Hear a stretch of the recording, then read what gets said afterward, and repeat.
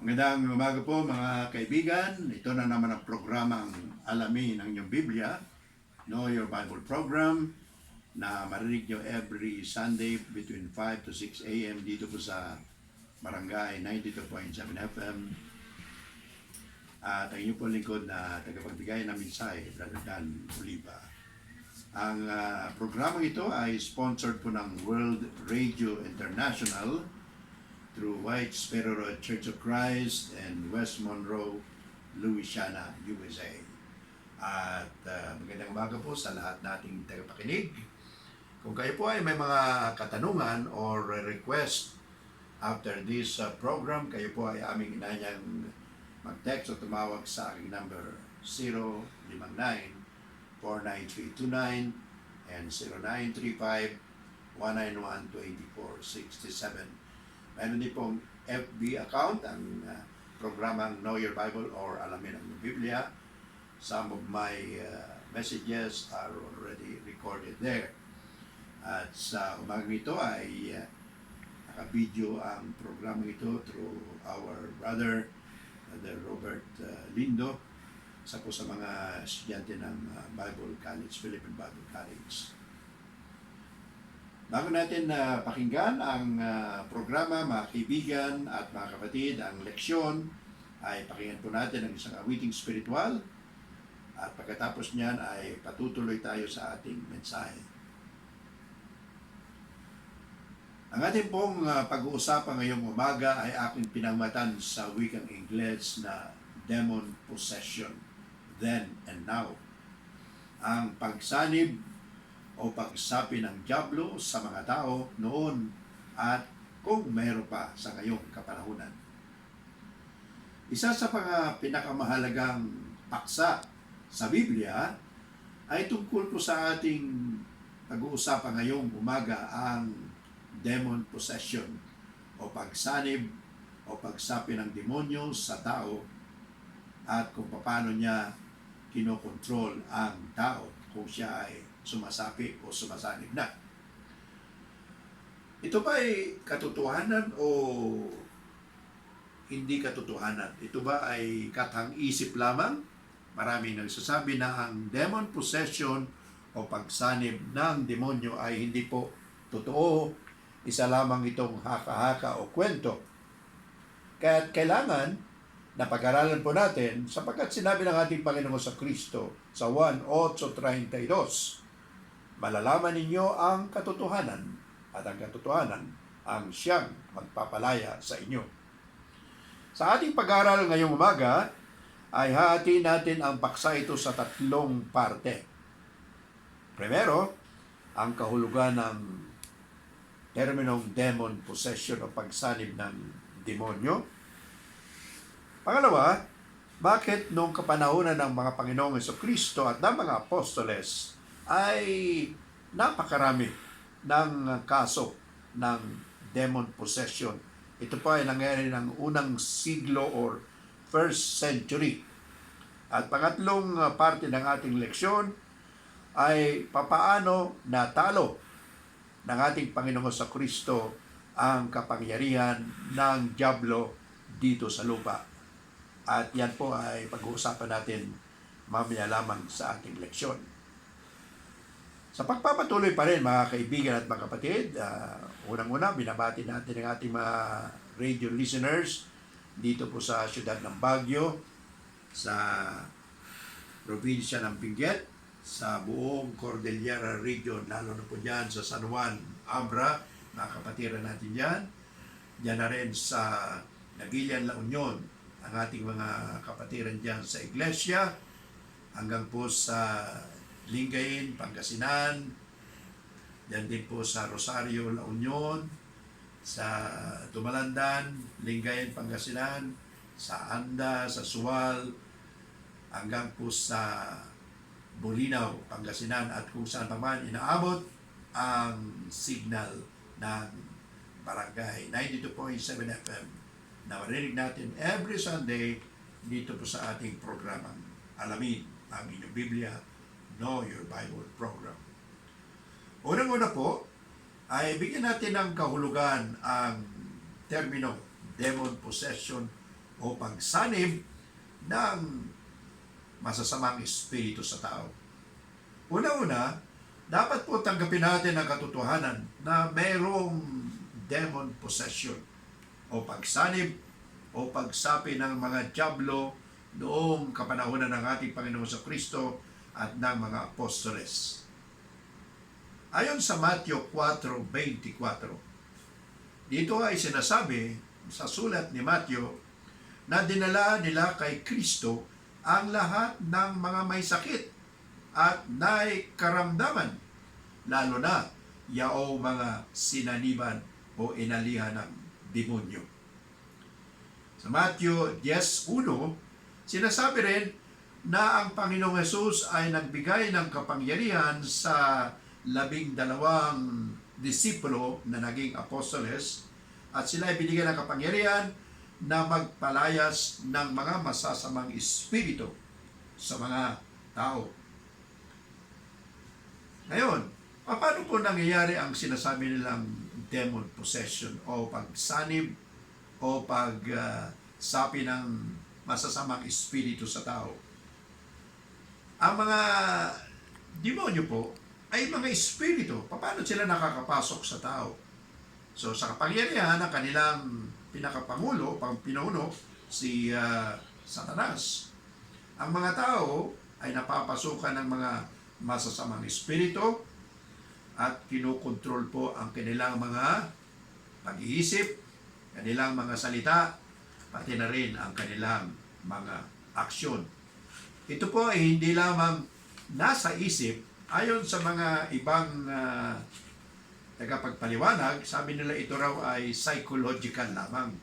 Pero hindi po psychological lamang ang demon possession, kung hindi ito po ay isang katotohanan na nangyari noong, especially noong kapanahonan ng ating Panginoon sa Kristo. Hindi rin po ito psychological dysfunction sa isang tao o nasa isip lamang ang problema. At mayroon pong termino na ginagamit sa medisina o sa psikolohiya, ang tawag na diyan ay schizophrenia. Ang isang tao ay nakakarinig ng iba't ibang boses at yan po ay kanyang sinusunod. Ang mga Hudiyo, pati na rin ang kanilang mga namumuno noong kapanahonan, lalo na ang mga Pariseo at mga Saduseo, ay sinabi nila nang si Kristo ay nagtuturo na si Kristo raw ay sinaniban o sinapian ng demonyo. Sino ang papatay sa inyo o sa akin?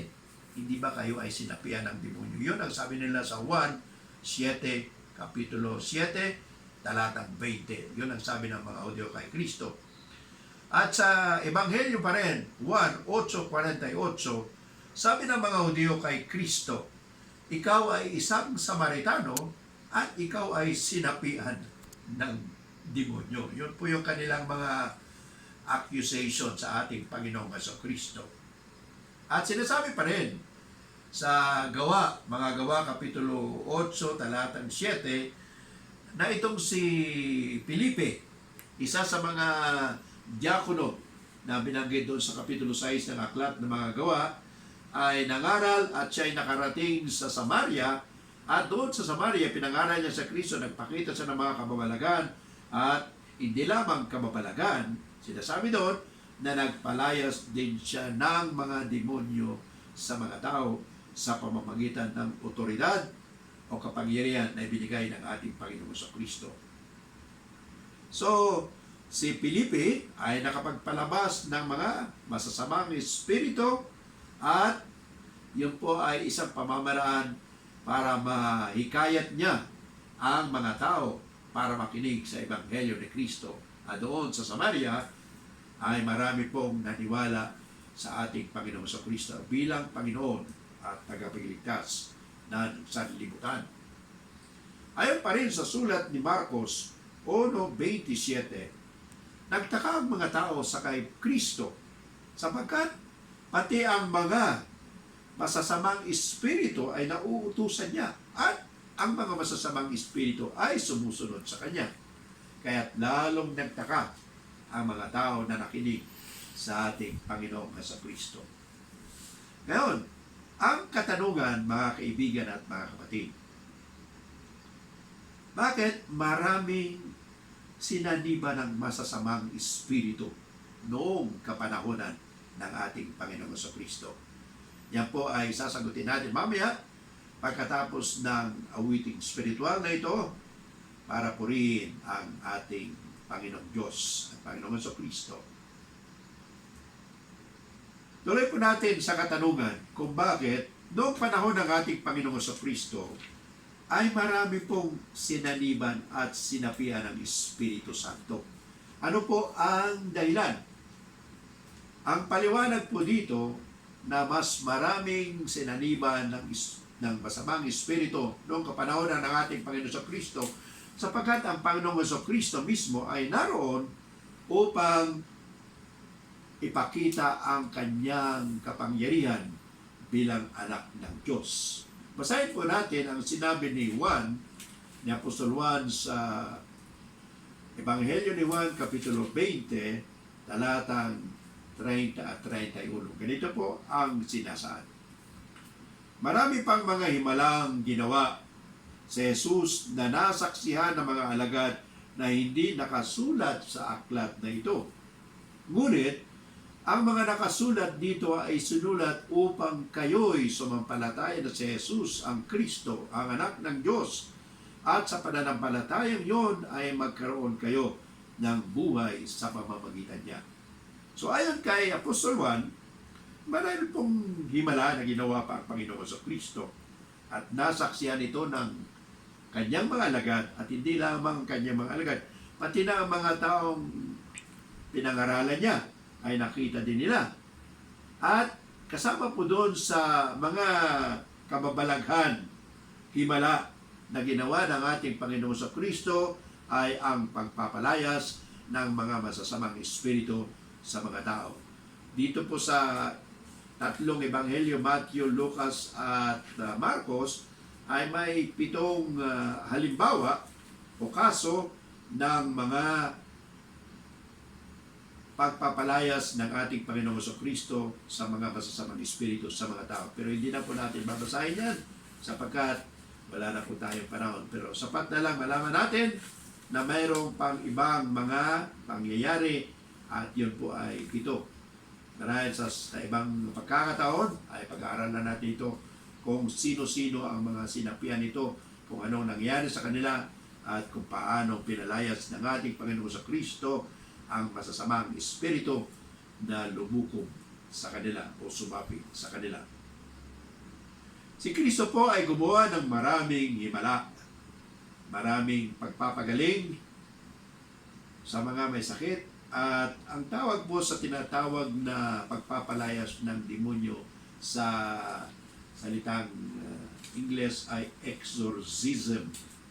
Ang salita pong exorcism ay galing sa salitang Griego exousia, nang ibig sabihin to place the spirit under oath, invoking God to compel the spirit to get out of the person.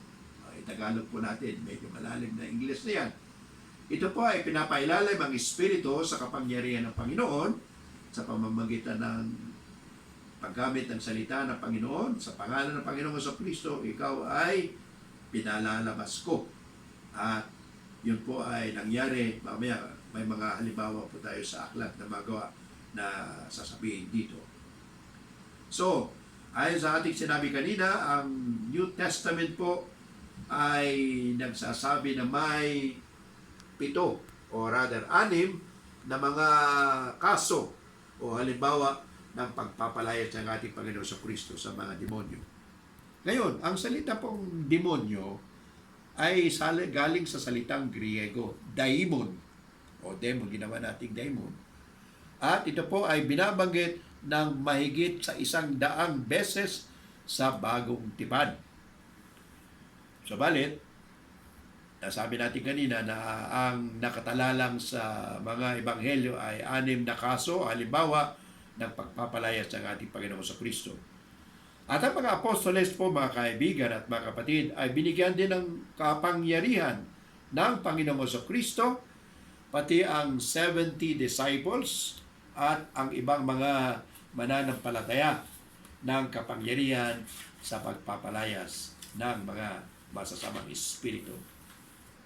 Ayon po sa isang manunulat, isang scholar, isang Bible teacher, sa kanyang paniniwala, at ako po ay sumasampalataya rin sa sinabi niya, si William W. Orr ay nagsasabi na ang dahilan kung bakit dumami ang mga kaso o halimbawa ng pagsanib o pagsapi ng demonyo noong kapanahonan ng ating mga Panginoong Jesucristo at ng mga apostoles ay ito po ay bahagi ng strategiya o plano ni Satanas na gapiin o talunin ang ating Panginoon Jesucristo, ang layunin kung bakit si Kristo ay naparito sa lupa, at yan po ay ang kaligtasan ng sanglibutan.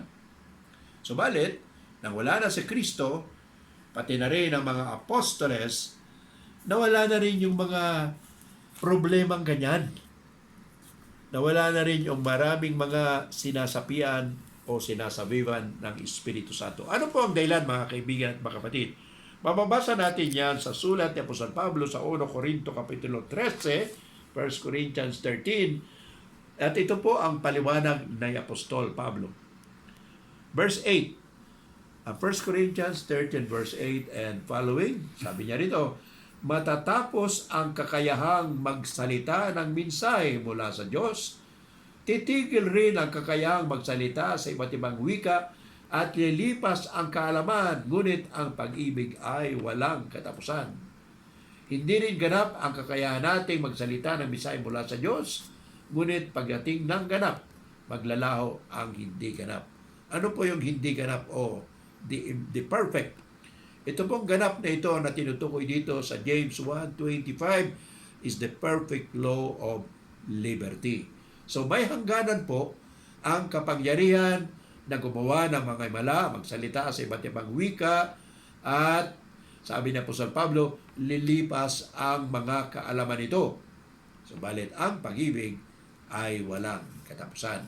So yun po ang dahilan, mga kaibigan at mga kapatid, kung bakit panahon ni Kristo, dumami yung mga sinasaniban, sinasapian ng masasamang espiritu. Subalit nang wala na si Kristo dito sa lupa, bakit sa langit, ang nagpatuloy po sa gawain yun ay ang mga apostoles habang sila ay buhay pa, sapagkat sila ay binautismo ng Espiritu Santo. Subalit sabi ni Apostol Pablo 1 Corinto Kapitulo 13, talatang 8, 9 hanggang 10, ito po ay mawawala at sa ngayon ay wala na nga sapagkat wala na pong si Kristo, nasa langit na siya, wala na rin ang mga apostoles na siyang magpapalayas ng mga sinasapian ng masamang espiritu. So yun po ang paliwanag kung bakit sa ngayong kapanahonan hindi na po dumarami o wala na po ang katulad sa mga nangyari noong kapanahonan ng ating Panginoong Jesucristo. Kung meron man, yun po ay may ibang paliwanag at hindi pa natin tatalakayan yan dito sa ating pag-aaral ngayong umaga, kundi sa susunod na mga pagkakataon. Pangatlo pong parte ng ating leksyon, paano tinalo ng Panginoong Jesucristo ang kapangyarihan ni Satanas na sumanib o sumapi sa mga tao at ang tinatawag nating demon possession.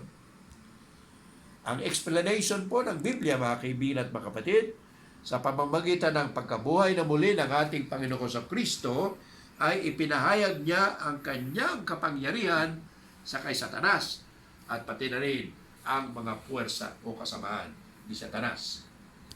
Pagkatapos na si Satanas ay matalo ng Panginoong Jesucristo, lahat po ng mga pagsanib, pagsapi ng mga tao, masasamang espiritu sa mga tao ay nawala na rin. 1 Corinthians 13 verse 8 hanggang 10, kanina binasa natin, nalilipas ang mga kaalamang yun. At piniliwanag natin kanina, na wala na si Kristo, wala na rin ang mga apostoles. Ngayon, ayon sa Roma 1:4, ang pagkabuhay na muli ng Panginoong Jesucristo ay napakahalaga. Ano po ang kahalaga ng pagkabuhay na muli ni Kristo? Ayon sa kay Pablo sa Roma 1:4, ang kanyang pagkabuhay na muli, ito po ay nagpahayag na siya ay anak ng Diyos. Ano po ang significance o importansya ng pagkabuhay na muli? Sabi ng Panginoon, ang pagkabuhay na muli ay isang patunay na ang tao ay mabubuhay din, katulad ng ating Panginoon Kristo. Noong si Eva at Adan na nagkasala sa Garden of Eden, sila po ay namatay spiritually. Nang si Kristo ay mamatay para sa buong sanlibutan, siya po ay nagbigay buhay, spiritual buhay sa mga tao, kaya ang sino mang sumasampalataya sa Kanya ay magkakaroon din ng buhay na walang hanggan. Ano pang sabi ni Apostol Pablo? Sa Roma 4:25, si Jesus ay binuhay na muli para sa ating pagiging righteous or justification. Si Kristo po ay nabuhay para tayo ay ariing ganap o ituring na mga ligtas at napatawad sa ating mga kasalanan. Si Kristo po ay nabuhay upang ang lahat ng tao na sumasampalataya sa Kanya ay mapapatawad sa kanilang mga kasalanan at ituturing na righteous or justified in the sight of God. Ito may mabasa natin sa Roma 5:1, kung saan ay sinabi ni Apostol Pablo, tayo ay inaring ganap, itinuring na righteous sa pamamagitan ng pananampalataya kay Kristo, at ngayon, mayroon na tayong kapayapaan sa Panginoon. Ngayon, ang isa po sa pinaka-importante na teksto na babasahin natin na nagpapatunay na tinalo o napagtagumpayan ng Panginoong Kristo ang mga puwersa ni Satanas, pati na rin si Satanas mismo, ay ang sinulat ni Apostol Pablo sa Colosas Kapitulo 2:15. Basahin po natin mga kaibigan at mga kapatid ang teksto na ito sapagkat napakahalaga po ang mga sinasabi dito ni Apostol Pablo sa Colosas Kapitulo 2, talatang 5. Ganito po ang isinasaad kung paano tinalo ng Panginoon si Satanas. Sa pamamagitan ng kanyang kamatayan sa krus, nilupig niya ang mga pinuno at kapangyarihan ng sanlibutan. Ang mga ito ay para mga biyag na kanyang ipinarada sa madla bilang katunayan ng kanyang pagtagumpay. Ipinako ng Panginoong Kristo ang kasalanan ng tao sa krus, pati na rin ang kautusan ng batas ni Moses, ang kasalanan ng tao, at nang siya ay lumabas sa libingan, matagumpay niya ang kanyang misyon at tinalo niya si Satanas. So, sinasabi ng Biblia na ang tao ay nagkasala. At dahil sa kasalanan ng tao, sumunod ay kamatayan. Roma 6:23 sinasabi na ang tao nakakasala, ang bayad ay kamatayan. Subalit nang si Kristo ay mabuhay na muli, ito po ay nagbigay din ng buhay na walang hanggan sa sanlibutan kung sila ay maniniwala kay Kristo. Tandaan po yung binasa natin kanina, Roma 6:23. Ang bayad sa kasalanan ay kamatayan, subalit ang kaloob ng Diyos na libre ay buhay na walang hanggan sa pamamagitan ng ating Panginoong Kristo kung tayo'y may paniniwala o pananampalataya sa Kanya. Si Kristo po, mga kaibigan at mga kapatid, ay ating tagapagligtas. Siya rin ang ating Panginoon sapagkat sinabi niya sa Matthew 28:18, Matthew 28:18, lahat ng kapangyarihan sa langit at sa lupa ay ibinigay sa akin. Yan po ang ating mensahe sa umagang ito. Kung kayo po ay may mga katanungan, kayo po ay aming ganyan mag-text o tumawag sa akin number 0959-493290, 0935-191-2467. Bago po tayo magtapos, ibig nating imbitahin ang ating mga tagapakinig. Kung tayo pa o kung kayo po ay hindi pa sumusunod kay Kristo, kayo po ay aming inaanyayahan. Si Kristo ay tumatawag sa inyo. Sumampalataya kayo at magpabautismo. Ayon sa sinabi niya sa Marcos 16:16, ang sinumang sumasampalataya at nagbabautismo ay maliligtas at hindi parurusahan. Gawa 2:38, sinabi ni Apostol Pedro sa mga Hudyo na sumasampalataya kay Kristo, sabi ni Apostol Pedro, magagsisi kayo at magbabautismo upang mapatawad ang inyong mga kasalanan at tatanggapin ninyo ang kaloob ng Espiritu Santo. Lucas 13:1-3, kinakailangan din ang pagsisisi. At hindi lamang yan, kung tayo po ay nagsisi na, nabautismuhan na, tayo na ay mga born again, na pinanganak sa tubig at sa Espiritu, mga tagasunod ni Kristo, kailangan po maging tapat din tayo sa ating pananampalataya sa ating Panginoong Kristo. Sapagkat sinabi niya sa Apokalipsis 2:10, maging tapat kayo hanggang kamatayan at ibibigay ko sa inyo ang korona o putong ng buhay. Yan po ang ating pag-aaral ngayong umaga. Maraming salamat. Kung kayo po ay may mga tanungan, may request, mangyari po lamang na mag-text kayo o tumawag sa aking number. Ang ipon ko na nabigay misay, Brother Dan Oliva. Hanggang sa susunod na linggo, dito pa rin sa programang Alamin ang inyong Biblia, Know Your Bible Program. At nawa, nasa mabuting kalagayan kayo. Huwag po tayo mag-alala tungkol sa kinakatakutang pandemic na ito sa buong mundo, sapagkat lahat po yan ay may hangganan at ang Panginoong Diyos lamang ang maaaring makapagbigay ng kaligtasan at kalakasan sa atin. Narito po ang awiting spiritual para purihin ang ating Panginoon at para pa rin sa ating kasiyahan. God bless you all hanggang sa susunod pa rin na linggo.